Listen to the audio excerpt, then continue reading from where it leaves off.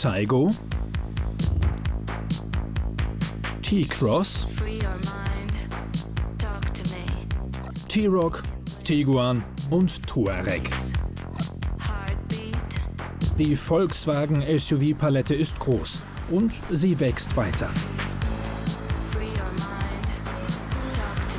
Der Tayron ist der offizielle Nachfolger des Tiguan Allspace, also die Langversion des Kompakt-SUVs, und positioniert sich damit zwischen Tiguan und Touareg.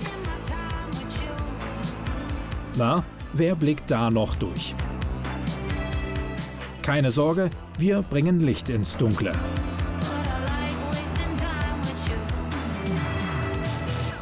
Jeder kennt doch auch so Zwillinge, die nicht nur ähnlich aussehen, sondern auch noch ähnlich heißen. Sowas wie Thorsten und Torben, Melina und Melanie oder Janosch und Jonas. Verwirrung und Verwechslung vorprogrammiert. Und VW treibt das Ganze jetzt nochmal auf ein ganz anderes Level. Mit Sechslingen, wenn man sich jetzt alle SUVs anguckt, die alle mit T beginnen. Und teilweise ja auch noch ähnlich aussehen. Wir beleuchten heute mal das obere Segment oder die obere Modellpalette der VW-SUVs, also alles rund um den Tayron. Wie kann der sich von seinen Geschwistern abheben, optisch wie auch technisch? Dafür schauen wir uns vor allem mal die Motorenpalette an, wir machen einen Platztest und wir gucken auch, was die Konkurrenz so zu bieten hat.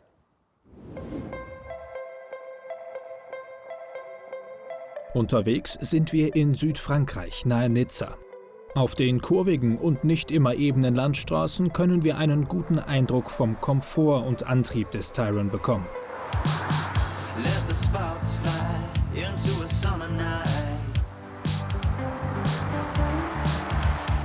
Mit an Bord ist gegen Aufpreis das adaptive DCC Pro Fahrwerk. Das im VW Passat und Tiguan Premiere gefeiert hat. Die Dämpfung ist mit Hilfe zweier Ventile in Zug- und Druckstufe unterteilt und sorgt so für weniger Aufschaukeln der Fahrerkabine.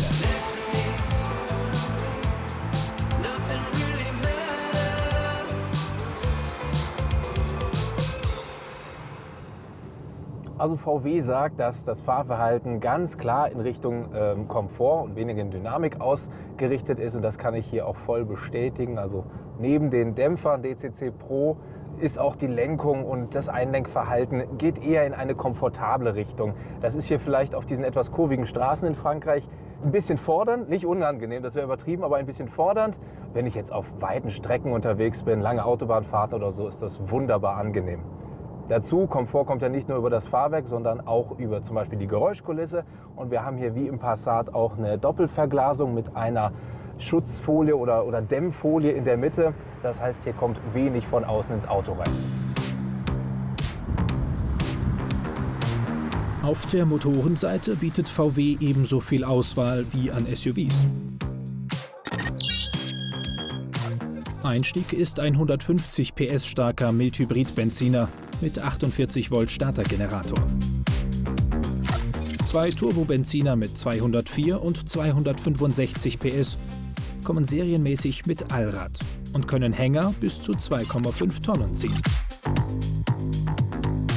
Die beiden Turbodiesel haben 150 und 193 PS. Aber nur der größere kommt auch mit dem 4Motion genannten Allradantrieb.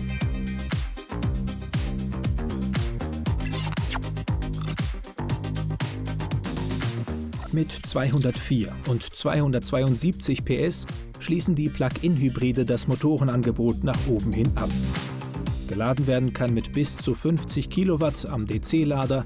Die elektrische Reichweite wird mit über 100 Kilometern angegeben.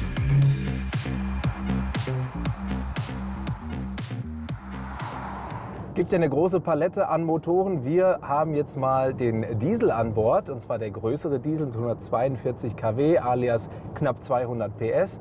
Und der geht gut voran. Ich muss aber schon sagen, dass hier so, wenn es gerade ein bisschen kurvig, bergig ist, habe ich lieber diesen S-Mode hier drin. Also der schaltet ein bisschen eher runter und ein bisschen später hoch, dass ich hier auch genügend Drehmoment habe, wenn ich aus der Kurve gerade raus beschleunigen will.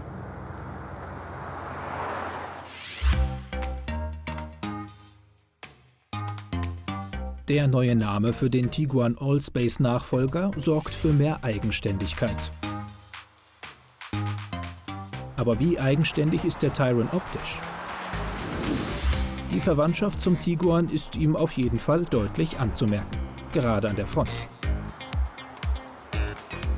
Um die Modelle auf den ersten Blick zu unterscheiden, lohnt sich ein Blick auf die Motorhaube. Beim Tayron ist der Schlitz ein paar Zentimeter oberhalb der Leuchten.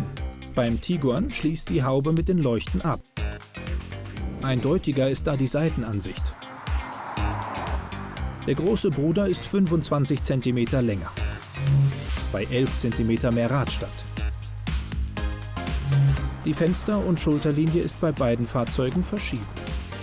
Das fast identische Heck unterscheidet sich am Schriftzug. Beim Tayron über dem Nummernschild, beim Tiguan darunter. Und beim Tayron ist auch hinten das VW-Logo serienmäßig beleuchtet. Jetzt kommen wir zur großen Überraschung beim VW Tayron, nämlich dem Platztest. Den gibt es als 5- und 7-Sitzer. Wir haben den 7-Sitzer hier. Und damit ist halt nicht nur der Nachfolger des Tiguan Allspace, sondern in gewissermaßen auch des VW Touran. Noch so ein VW-Modell mit T. Warum? Ich denke mal, die Vans, die klassischen Familienvans sind nicht mehr so cool. Man will jetzt hier große SUVs haben. Den Platz innen drin testen wir auch gleich. Wir fangen jetzt erstmal beim Kofferraum an. Hier die Bestuhlung mit 7 aufgeklappten Sitzen. Da sind wir schon bei 345 Litern. Das ist ein guter Wert. Hier drunter haben wir noch Ablagefach mit hier Hutablage für den Kofferraum. Ersatzreifen ist dabei, Wagenheber ist dabei. Und jetzt gehen wir mal noch einen Schritt weiter und klappen hier mit einem Klick die Sitze um und sind bei 850 Liter. Und das sind 200 Liter mehr als beim normalen Tiguan. Und jetzt kommen wir zur Überraschung, schon 40 Liter mehr als beim VW Touareg, der wohl bemerkt 10 cm länger ist und knapp 30.000 € mehr kostet. Aber wir steigern das Ganze noch mal weiter. Auch die zweite Sitzreihe können wir ganz bequem von hier hinten entriegeln und zusammenklappen. Und damit kommen wir jetzt auf sage und schreibe 1905 Liter. Hätten wir hier den 5-Sitzer, wären es sogar über 2000 Liter. 2090, um genau zu sein. Und was hat der Touareg, den es ja nur als 5-Sitzer gibt? 1800. Das heißt, wir haben hier knapp 100 bis knapp 300 Liter mehr Kofferraumvolumen. Und so dürfte, glaube ich, die Wahl für Familien und Leute mit hohem Platzbedarf klar sein. Den Plug-in-Hybrid gibt es nur als 5-Sitzer, da die Batterie den Platz unterm Kofferraum beansprucht. Ich habe jetzt noch mal hier hinten Platz genommen, zweite Sitzreihe. Und ich kann hier bequem sitzen, kein Thema. Vor mir der Sitz ist auf dem Beifahrer mit 1,80 Meter Körpergröße eingestellt. Ich bin natürlich über 1,90 groß. Für mich wird es hier ein bisschen eng, sagen wir mal so. Ist nicht zu eng, aber ich kann den Sitz ja noch verschieben. Wenn ich ihn nach vorne verschiebe, dann passe ich irgendwann gar nicht mehr hin. Aber wenn ich ganz zurückgehe, dann passt hinter mir halt niemand mehr hin. Also außer Kinder oder Leute, die ihre Beine gerne hinterm Kopf verschränken. Im Gegensatz zum Tiguan wird beim Tayron die klassische Basisversion ausgelassen. Man startet direkt mit der gehobeneren Ausstattungslinie Live, Rückfahrkamera, 17 Zoll Alufelgen und LED-Scheinwerfern in der Serie. Darüber positionieren sich Elegance und Airline. Trotz höherem Ausstattungslevel liegt der Tayron nur 7.000 € über dem Tiguan.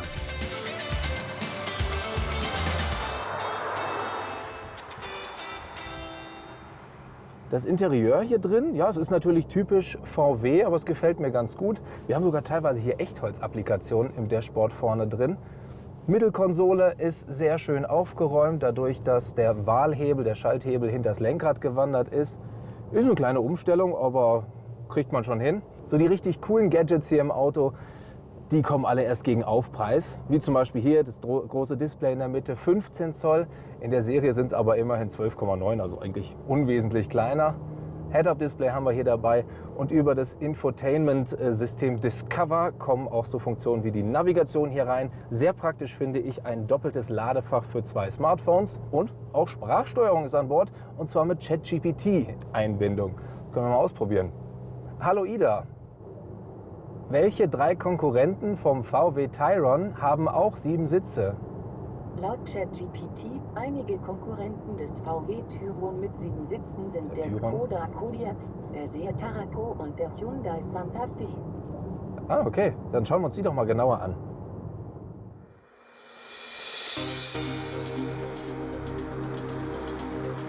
Auf gleicher Basis wie der Tayron erscheint 2026 der Skoda Kodiaq.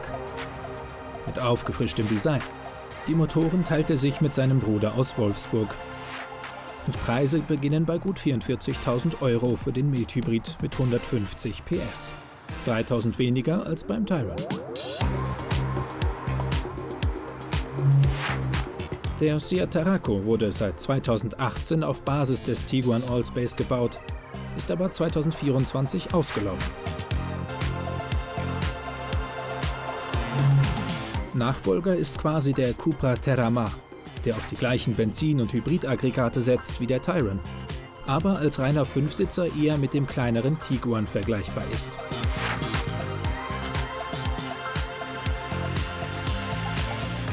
Trotz ähnlicher Abmessungen wirkt der Hyundai Santa Fe deutlich wuchtiger und größer als der Tayron. Der Kofferraum bei 5 aufgestellten Sitzen ist aber tatsächlich 200 Liter kleiner. 60.000 € kostet der 239 PS starke Hybrid im Einstieg. Damit ist er 5.000 € teurer als der vergleichbare 204 PS Plug-in-Hybrid. Gegen diese und weitere Wettbewerber hat VW es sicherlich nicht leicht. Dazu kommt noch das Überangebot an SUVs im eigenen Volkswagen-Regal. Aber was den VW-internen Klassenkampf angeht, hat der Tayron auf jeden Fall seinen Platz gefunden. Als Platz- und Lademeister. Er ist ein Auto, wo VW mal wieder ganz praktisch rangegangen ist, ohne ein gewisses Maß an Luxus zu vernachlässigen. Neben dem großartigen Platzangebot haben wir eine weite Range an Motoren. Das Maß an Komfort ist äußerst hoch und so als kleines Goodie hat er auch noch eine enorme Anhängelast dabei. Also egal, welchen Job man ihm gibt, er redet nicht lange um den heißen Brei, er macht es einfach. Und dafür finde ich den Aufpreis im Gegensatz zum Tiguan mehr als fair. Und neben dem größeren Touareg steht er wie ein Schnäppchen da. Seit 2017 wurden rund 2 Millionen Tiguan Allspace verkauft und ich bin gespannt, ob der eigenständige Name diesen Erfolg vielleicht noch mal beflügeln kann.